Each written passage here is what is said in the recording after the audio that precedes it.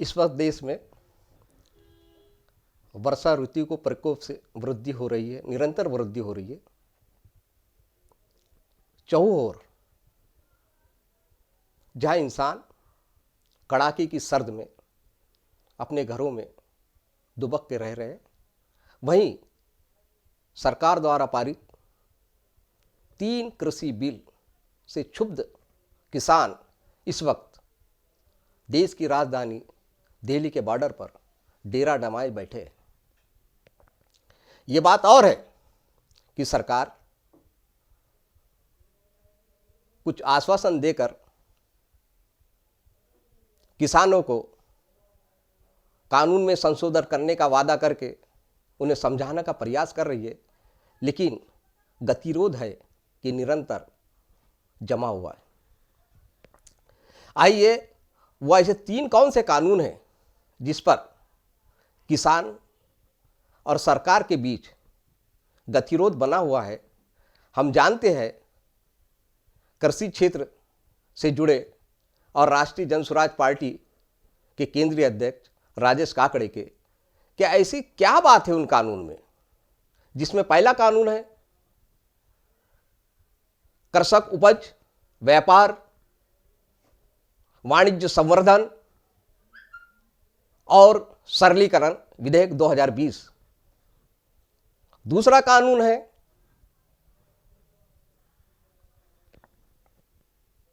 किसानों का सशक्तिकरण व संरक्षण विधेयक 2020। तीसरा कानून है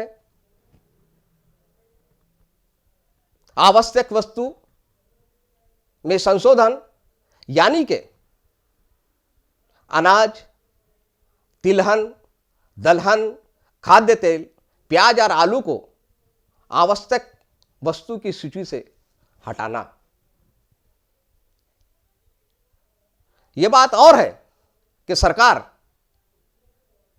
किसानों को न्यूनतम समर्थन मूल्य और उनकी उपज से संबंधित चीज़ों को लिखित आश्वासन देने का किसानों से, उनके संगठनों से वादा कर रही है, यानी कि लिखित वादा कर रही है, लेकिन किसान है कि सरकार की मंशा पर तनिक भी भरोसा करने की नहीं कर रहे। तो आइए हम जानते हैं राजेश जी काकड़े से क्या ऐसी कौन सी बात है कि किसान इतने सर्द में भी अपना घर द्वार छोड़कर सड़कों पर जमा है।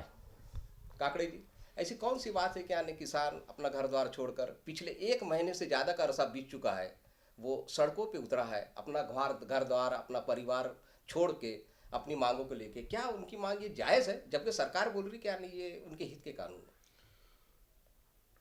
आपका जो प्रश्न है वो उचित और अच्छा प्रश्न है।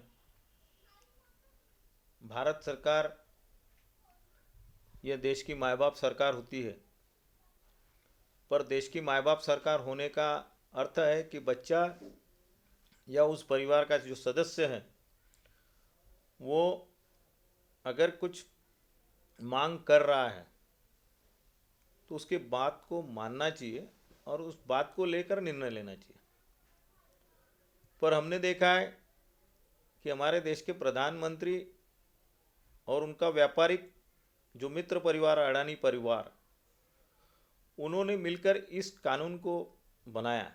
किसानों ने इसकी डिमांड नहीं की थी।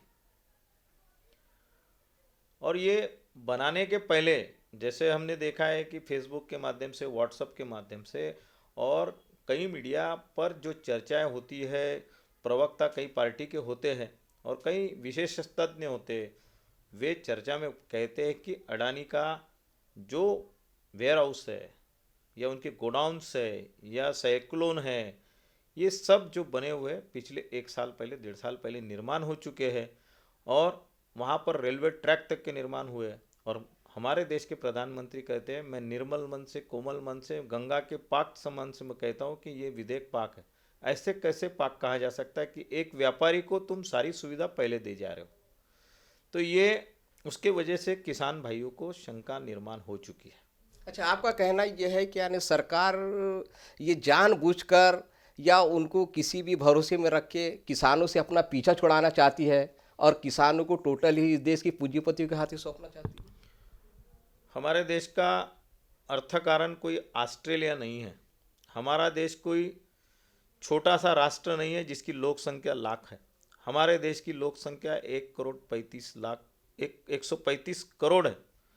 135 करोड़ संख्या होने के नाते हमारे देश के अंदर जिन चीज़ों की आवश्यकता है, जैसे आपने अभी प्रश्न में कहा कि किसानों के लिए जो उन्होंने मार्केट में छूट दिए वेयर हाउस बनाने के लिए, क्या हमारे देश में इस कानून को जब बना, ये बना, सब बना, तब इसके पहले उस कृषि के उपज पर नियंत्रण रखने के लिए उसका स्टॉक कितना होना चाहिए, इसका एक प्रतिबंध कायदे में था। वो इसलिए था कि माल का भाव जनता के खरीद के लक्ष्य में हो और जनता उसका आनंद ले सके और किसान अपनी किसानी कर सके, इसका उसमें निर्धारितता थी। पर इसको मोदी सरकार ने जिस तरीके से ये खरीदारी करने के लिए, व्यापारी को माल स्टॉक करने के लिए ने 3 साल तक के अडानी उस वेयर हाउस में अपना माल जब स्टॉक रखेंगे, उसको कुछ होगा नहीं तो 3 साल तक के अडानी माल वापस निकालेगा नहीं, बेचेगा नहीं, तो हमारे किसानों और हमारे जनता को है वो माल बेचते खरीदते समय उसका कई अधिक पट से, यानी आज समझ लो हमारा गेहूँ 20 रुपया होगा तो हमारे को 3 साल के बाद वो गेहूँ 100-120 रुपया किलो मिलेगा। इस तरीके के मार्केट में उछाल आएंगी, पर उस उछाल से सिर्फ व्यापारी को ये होगा, बाकी जनता को मंदी मार्केट का ये आएगा, करना झेलना पड़ेगा और देश के अंदर भूखमरी की स्थिति निर्माण हो सकती। इस तरीके का कानून यहाँ बना हुआ है। और रहा सवाल कि हमारे देश के अंदर जैसा सवाल पत्रकार मीडिया में हम सुनते हैं कि कांग्रेस ने ये क्यों नहीं किया, उसने क्यों नहीं किया, इसने क्यों किया। जब देश आज़ाद हुआ 1947 में, तो पंचवार्षिक योजनाओं के माध्यम से हमारे देश को खड़ा करने के लिए, हमारे देश की किसानी की उपज बढ़ाने के लिए आज पंजाब है, उसके बाद में राजस्थान है, हरियाणा है। इन राज्यों में तब आज़ादी के समय उपज क्या थी, पर आज़ादी के बाद सम्माननीय राष्ट्र की प्रधानमंत्री श्रीमती इंदिरा गांधी, इन्होंने हरित क्रांति के नाम से वो दुरुस्ती लाई करके आज हमारे किसानों की सारे देश में खुशहाली निर्माण हुई। इसके वजह से हम देश के अंदर आज सुरक्षित पद्धति से निर्माण कर रख देते हैं। पर मोदी जी का वो ख्याल नहीं है। मोदी जी की जो सोच है, कहीं पे निगाहें, कहीं पे निशाना, और व्यापारी को आगे बढ़ाते जाना और देश के नागरिकों को साथ में भांडवलवाद, साम्राज्यवाद निर्माण करना, सहकारवाद और समाजवाद समाप्त करना, ये नीति इसके माध्यम से नजर आती है। यानी इसका मतलब ये है कि जो कानून में, कृषि कानून में सेक्शन 13, सेक्शन 15 जो है, ये आर्टिकल जो है संविधान की जो धारा है, इंडियन कॉन्स्टिट्यूशन आर्टिकल 19 का डायरेक्ट हैमर कर रहा है उस पर, डायरेक्ट अटैच कर रहा है उस पर, यानी फ्रीडम ऑफ एक्सप्रेशन जो है उसको डैमेज करता है, उसको उस पर अटैक करता है। कहने का मतलब ये है कि यानी सरकार इस 3 कानून के बाहर ने जो एपीएमसी को जो खत्म करना चाह रही है, ये डायरेक्ट किसानों पे चोट है। किसान यानी ये है कि यानी सरकार अपना हाथ निकाल के सीधा सीधा पूंजीपति के मत्थे में किसानों को बिल्कुल यानी गुलामी के दौर में फिर से ढकेलना चाह रही है। आपका जो प्रश्न है उसके हिसाब से तो ये है कि हमारे राष्ट्र की जो राज्य रचना है, राज्य रचना एक संघीय राष्ट्र राज्य रचना है, जिसके अंदर इस राष्ट्र की निर्माण हुई। तब हमारे राज्य सरकारों को किस तरीके से निर्णय लेने चाहिए, क्या क्या निर्णय लेना चाहिए, जैसे कृषि कानून जो निकला है, इस पर निर्णय लेने का अधिकार हमारे राज्य सरकारों का है। पर मोदी जी ने उसको डायरेक्ट एक किसी प्रकार का कोई चर्चा न करते हुए डायरेक्ट एक अध्यादेश लाया, जिस अध्यादेश के ऊपर लाके उन्होंने डायरेक्ट इस कानून को लागू किया।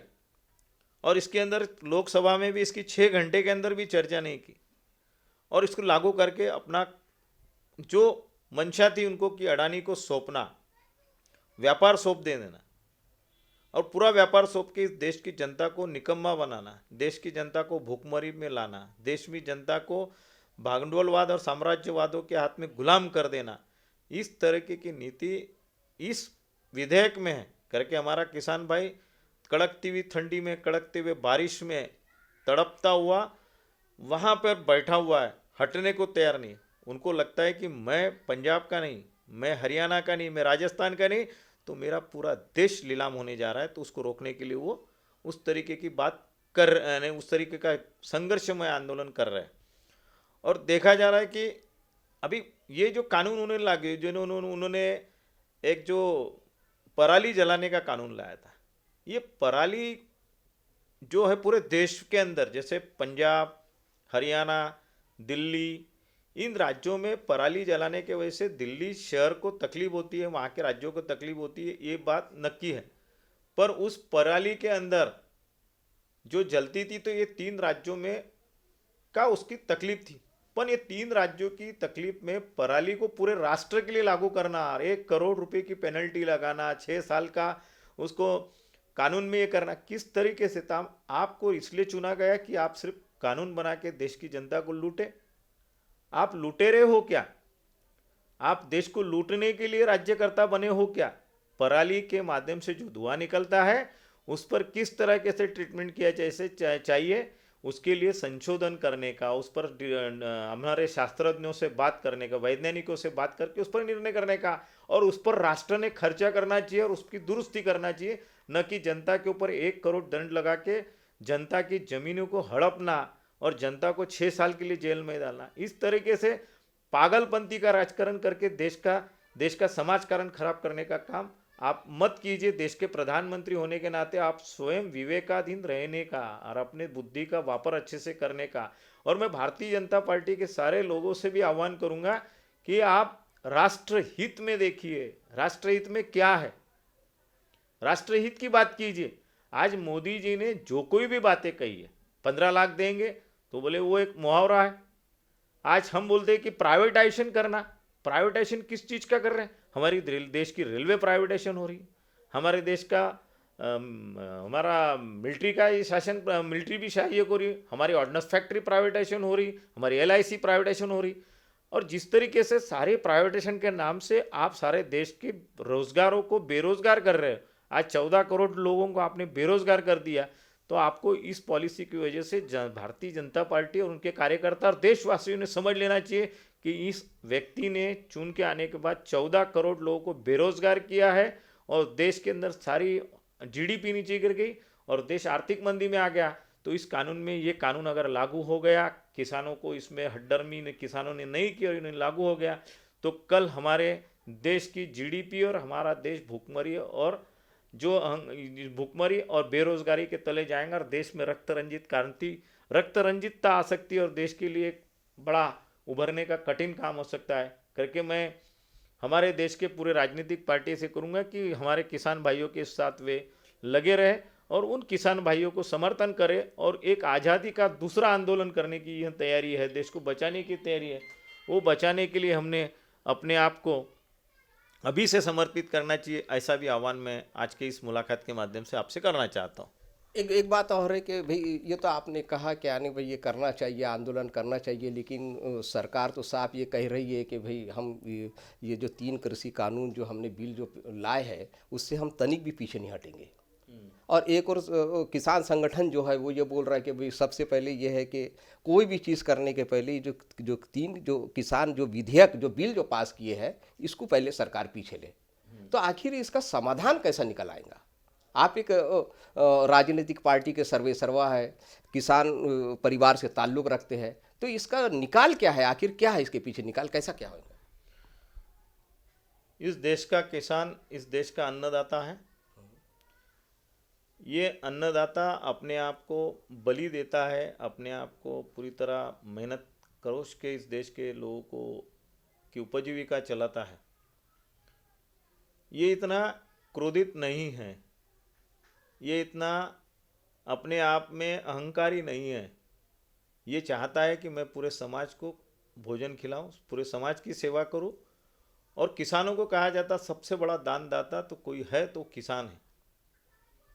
किसान के खेती के माध्यम से सारे पक्षी पल जाते हैं, सारे इंसान पल जाते हैं, सब कुछ सारी सुविधा किसानों के माध्यम से मिल जाती है।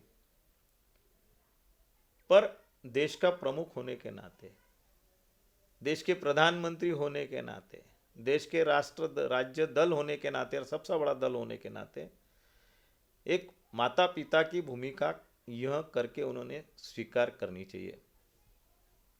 भारतीय जनता पार्टी हो, चाहे वो NDA का संगठन हो, चाहे प्रधानमंत्री मोदी हो, चाहे उनकी कैबिनेट हो, उन्होंने इस बात पर निर्णय लेना चाहिए कि हमारे परिवार में, हमारे देश में, अगर हमारा किसान भाई बोलता है कि ये डिमांड पीछे लो, एक कदम पीछे लेने के लिए मुझे लगता है कि उन्होंने अहंकार की भूमिका नहीं, हठधर्मी की भूमिका नहीं, तो अपना सदाचार की भूमिका, अपने सहभाव सहप्रेम की भूमिका दिखा के ये कानून वापस लेना चाहिए।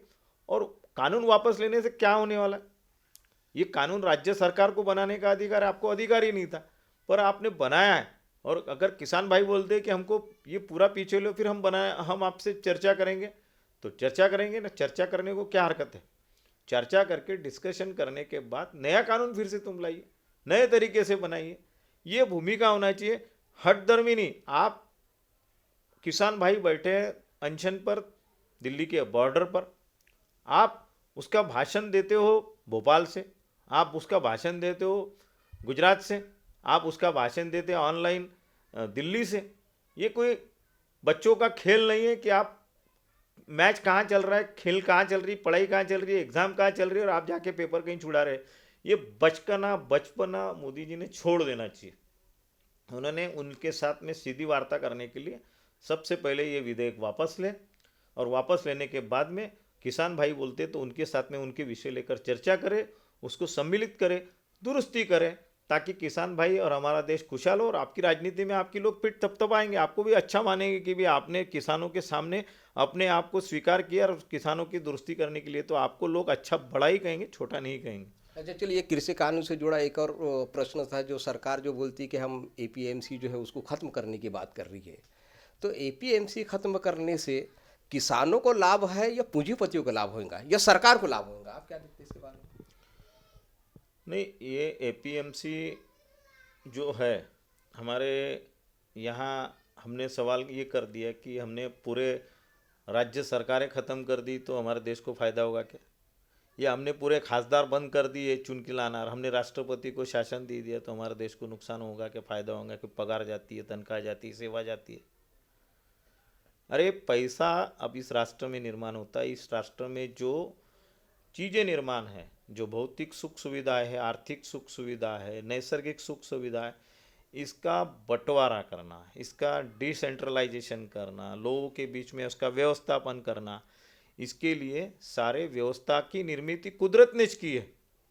और कुदरत ने अगर व्यवस्था की निर्मित की है तो सरकार ने ये सोचना कि एपीएमसी रहेंगी तो कमीशन कमाते, ऐसे कैसे आप सोच लेते हो? आपकी जितने फिर अगर आपकी सरकारें बनी है तो वो कमीशन कमाती है, ऐसा सोचेंगे कि हम आपके एमपी बनते तो कमीशन सोचते हैं? आप प्रधानमंत्री हो तो आपके लिए इतना सारा स्टाफ, सेक्रेटरी, ये सब आप लगाते हो तो वो कमीशन कमाते हैं क्या? आप प्रधानमंत्री हो तो आपकी वो व्यवस्था है। आज देश की व्यवस्था एपीएमसी है, कृषि मंडी की व्यवस्था एपीएमसी है, कृषि सुख सुविधा, कृषि में का जो माल निकलता है उसका व्यवस्थापन हो, पूरे भारत भर में लोगों को वो व्यवस्था मिले, पूरी दुनिया में उसकी हम मार्केटिंग कर सके, पूरी दुनिया को दे सके, उसके माध्यम से देश के लिए हम पैसा मिला सके। ये करने का काम एपीएमसी का है, एपीएमसी के माध्यम से होता है। और आप एपीएमसी को इसलिए हटाना चाहते हो क्योंकि आप एकमेव व्यक्ति अडानी, उसके माध्यम से, जैसे जियो ने पहले फुकट में सिम निकाली, आज 490 में देती है, और आज बीएसएनएल का ठप्पा बैठा दिया है, उसी तरीके से आप ये 2 साल तक के एपीएमसी के साथ में जो करार बात चल रही कि हम 2 साल तक के वो रहेंगी, बाकी धीरे धीरे हट जाएंगी। उस हटने से एक व्यक्ति के पास पूरे देश का कडधान्य अनाज जाएगा, जिसके वजह से लोगों को खरीदते समय उसका मूल्य, एक समझ लीजिए 20 रुपये वाला गेहूँ 100 रुपये किलो, यानी 5 पट महंगा हो जाएगा। तो ये जो बातें हैं 500 पट महंगा हो जाएगा, ये बातें होगी जिससे देश के अंदर जनता को आर्थिक नियोजन में गड़बड़ आएंगी, जो जनता भूखमरी पर जाएंगी, जो जनता के लिए अपना खुद का घर का बैलेंस बिगड़ेगा, जिसमें संघर्ष और देश के अंदर माने खूनी उत्पाद होने की शंका निर्माण हो सकती है। करके हम मोदी जी से कहेंगे कि आप एपीएमसी शुरू रखिए, जिसके माध्यम से आज हम कहते हैं कि हमारे नागपुर की जो कृषि मंडी है उसके अंदर 1 लाख लोग व्यापार रोज करते हैं, 1 लाख लोगों को उससे रोजगार मिलता है, और 1 लाख लोगों के ऊपर उनका परिवार करे तो आप हम ये सोच सकते हैं कि हमारे 10 लाख लोगों का पेट भरता है, और इस देश के अंदर अगर बात किए तो हमारे कम से कम 40 से 50 करोड़ लोग, किसानों का 22 करोड़ है, उनके माध्यम से उतने ही पकड़ लिए तो 42 करोड़ लोगों का पेट भरता है करके आप आर्थिक नियोजन को तोड़ के सेंट्रलाइज करके एक व्यापारी को श्रीमंत बना के देश को गरीब करने का काम बंद कीजिए और एपीएमसी को शुरू कीजिए। और मैं आपके माध्यम से, हमारे लोकमंच मीडिया के माध्यम से मैं सरकार से अपील करना चाहूँगा कि आप इस तरह देश के अंदर बेरोजगारी फैलाने का काम नहीं तो रोजगार निर्माण करके देश के लोगों को सम्मानित करने का काम करो, ताकि आप सरकार में हो तो आपकी बादशाही चलता रहे और आप अच्छे बने रहे। यह भी मैं उन लोगों के साथ में अब इस चर्चा से आह्वान करता हूँ। अच्छा, एक आखिरी सवाल कि भाई ठीक है, यानी कृषि कानून के लेके किसान जो आंदोलनरत है उन पे ये इल्ज़ाम भी लग रहे हैं कि प्रॉपर किसी राज्य के है, किसी समुदाय से बिलोंग करते हैं, ये उन पे आरोप लगते गए हैं। अखबारों में भी ये देखा जा रहा है, अखबारों में भी छपा है कि भाई ये खालिस्तानी से फंड आ रहा है, कहीं किसी और विदेश से फंड आ रहा है। तो इस पे ये यानी आप क्या कहना चाहेंगे, क्या यानी वाकई में यानी ये सरकार जो है ये बेतुका इल्ज़ाम लगा रही है कि रियल में क्या वाजिब क्या है, क्या ये एक्चुअली? नहीं, ये राजधर्म का जो भाग होता है वो राजधर्म नहीं है। किसी ने अपनी, समझ लीजिए डॉक्टर के पास किसी ने बताया कि मुझे कैंसर हो गया, तो डॉक्टर उसके कैंसर का इलाज करे, ना कि उसको बोले कि तू, तेरा कैंसर तेरे बाप ने दारू पिया था करके तेरे को कैंसर हो गया। कैंसर हो गया उस पर इलाज होना चाहिए और उसकी दुरुस्त करके उसको बोलना चाहिए तू अच्छा आदमी है, तेरे को दुरुस्त किया जा सकता है। ये बोलने की बात जवाबदारी है।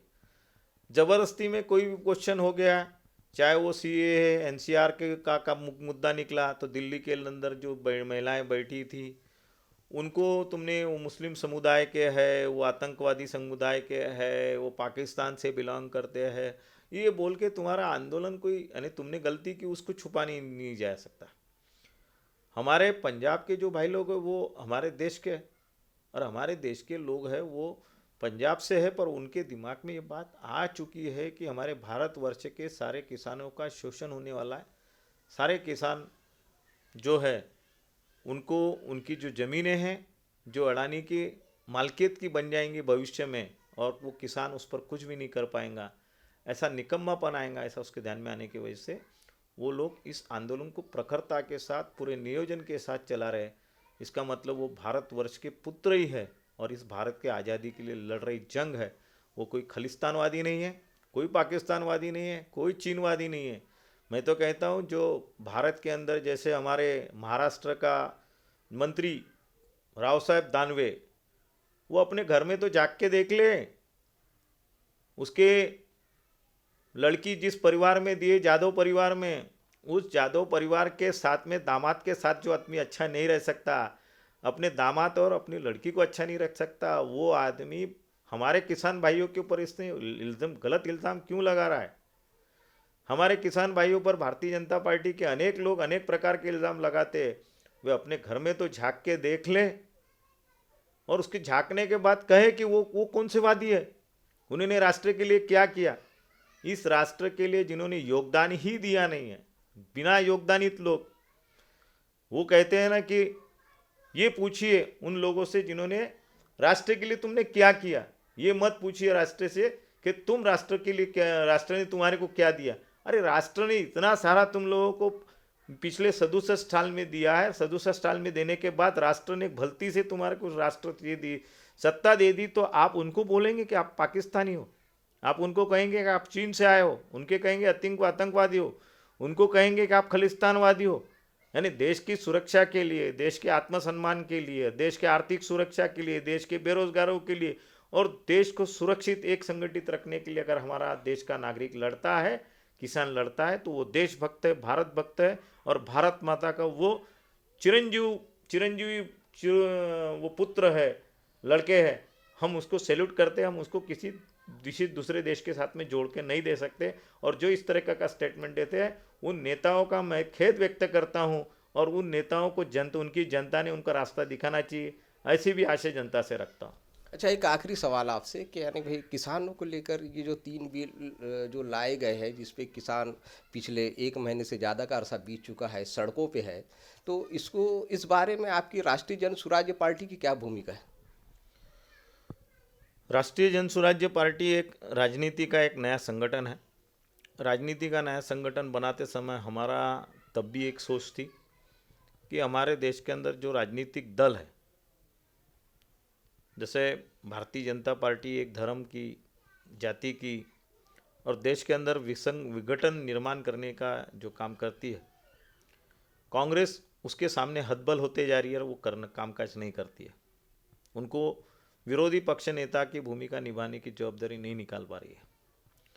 तो हमको लगता है कि हम एक कैप्टन, एक एक शुरुआत करें और एक संगठित हो जाए और संगठित होकर हम लोगों को जताए, क्योंकि बीजेपी के सामने एक ही मुद्दा रहता, तुम्हारे राष्ट्र को संभालने वाला कौन है? राहुल गांधी संभाल सकते हैं क्या? इस तरीके का प्रश्न करके वो भारत के लोगों को भ्रमित करते हैं। तो वहाँ कांग्रेस फिर अपने आप को छोटा बौना नज़र करती हुई आती है। कांग्रेस स्पष्ट भूमिका दे नहीं पाती। तो हमको लगता है कि इस राष्ट्र में एक प्रधानमंत्री जाने से दूसरा प्रधानमंत्री आने को कई टाइम नहीं लगता। देश का नेतृत्व इंदिरा जी गए, राजू जी आए, राजू जी गए, नरसिंह राव आए, नरसिंह राव गए, उसके बाद में अटल बिहारी वाजपेयी, अनेक प्रधानमंत्री आए। एक राहुल गांधी देश का नेतृत्व नहीं है। राहुल गांधी के नाम को लेकर सिर्फ लोगों को टार्चर करना और अपने आप का लीडरशिप की मार्क्स लेना, ये कोई भारतीय जनता पार्टी का बड़प्पन वाला काम, गलत काम है।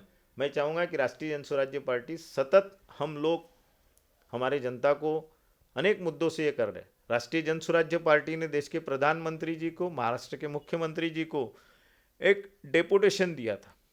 डेपुटेशन क्या है कि किसानों की आर्थिक उन्नति कैसी हो, हमारे किसानों की उपज कैसी निकले, हमारे किसान भाइयों के मालों को भाव कैसा मिलना चाहिए।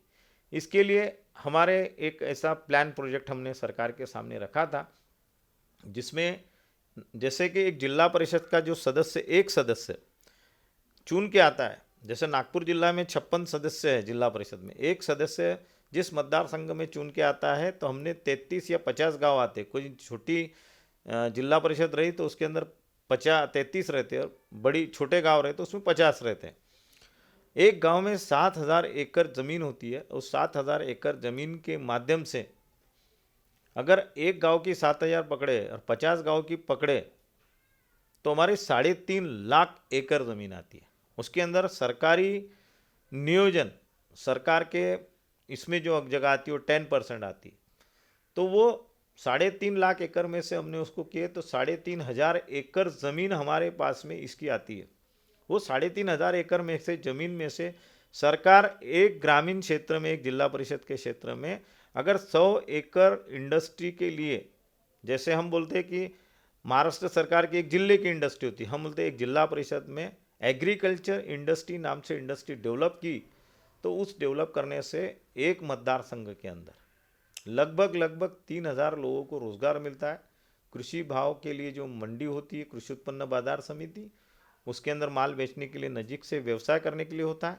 वहाँ पर जो बेरोजगार युवा हैं वो वहाँ के इंडस्ट्री में काम कर सकते हैं, और किसान भाइयों का जो माल है वहाँ इंडस्ट्री वहाँ जाएगा तो उसको भाव भी मिलेगा, और किसान अपने गांव में सुरक्षित रहेगा, न कि देश का आर्थिक व्यवस्था बिगड़ेगा। इस तरीके से एक नागपुर जिला परिषद के अंदर हमने काउंटिंग किया तो 1,80,000 लोगों को डायरेक्ट रोजगार, और अप्रत्यक्ष रूप में अगर हमने नागपुर जिले के अंदर पकड़ा तो कम से कम 11 लाख लोगों को अप्रत्यक्ष रोजगार, यानी एक 12 लाख लोगों को रोजगार। जैसे यहाँ नागपुर शहर की जिले की जो लोक संख्या है वो अगर 35 लाख है, उसमें 12 से 15 लाख लोगों को रोजगार देने की एम्पायरशिप एक जिला परिषद में है। इस तरह का प्लान प्रोजेक्ट हमने सरकार को दिया था। पर कैसा है, सरकार जो सत्ता में बैठे हुए हैं, जो लोकसभा में गए, विधानसभा के अंदर बैठे हुए हैं, जो राज्यसभा के अंदर बैठे हुए हैं, उन्हीं की आवाज़ को सुनती नहीं, दबा देती है। तो हमने ये प्रोजेक्ट दिया तो जिसके माध्यम से सरकार रोजगार दे सकती है, पर सरकार की नीयत में खोट होने की वजह से सरकार कृषि विधेयक निकाल के सारे रोजगारों को खत्म करने का काम कर रही है। उसके वजह से हमारे देश का 14 करोड़ युवाओं का रोजगार गया है, और हमारी जीडीपी गिरी हुई है और हमारे देश के आर्थिक आज़ादी पर भी डंडा गिरा हुआ आज गिरी हुई है। और देश के अंदर समाजवाद और सहकारवाद छोड़ के साम्राज्यवाद और भाग भांडोलवाद निर्माण करने की ये भूमिका है। इसके लिए आर्थिक आज़ादी की लड़ाई करके राष्ट्रीय जन स्वराज्य पार्टी इस लड़ाई में उतरती है और किसानों के लिए सहयोग में आंदोलन में सहयोग भाग ले रही है और आगे के आंदोलन को समर्थन करने जाती है। तो ये थे हमारे राजेश काकड़े जी, राष्ट्रीय जन स्वराज्य पार्टी के केंद्रीय अध्यक्ष। ये इनका कहना है कि सरकार ने जल्द ही किसानों की सूद लेकर उनकी समस्या को हल करना चाहिए, क्योंकि भारत देश एक कृषि प्रधान देश है। यानी यहाँ की जो अर्थव्यवस्था जो है, इसकी आर्थिक रीढ़ ही किसान है। तो अर्थव्यवस्था को सुधारने के लिए, डीजीपी को उभारने के लिए सरकार ने किसानों के कदम से कदम मिलाकर कार्य करना चाहिए। इनका ये भी कहना है कि जो 2-3 कृषि बिल जो पास जो हुए हैं वो पूंजीपतियों के हित में है, न कि किसानों के हित में। और वो इनका ये भी कहना है कि एपीएमसी को समाप्त नहीं करना चाहिए, उसकी बहाली पे जोर देना चाहिए सरकार ने, न कि उसके समाप्ति पर कदम बढ़ाना चाहिए। उनका ये भी कहना है कि जितना कृषि क्षेत्र को जितना बढ़ावा मिलेगा, देश में उतने रोजगार भी उपलब्ध होंगे, क्यों कि ये कृषि प्रधान देश है। तो और काकड़े जी का ये भी कहना है कि उनकी राष्ट्रीय जन स्वराज पार्टी ने सरकार को कुछ किसानों के हित में बेरोजगारी को दूर करने के लिए, कुछ बेरोजगारी से लड़ने के लिए, रोजगार के साधन को उपलब्ध कराने के लिए कृषि क्षेत्र से जुड़े कुछ सुझाव भी दिए थे, लेकिन सरकार ने उसकी सूद नहीं ली। उनका ये भी कहना है कि किसानों के शाना बशाना होकर उनकी पार्टी हमेशा खड़ी है।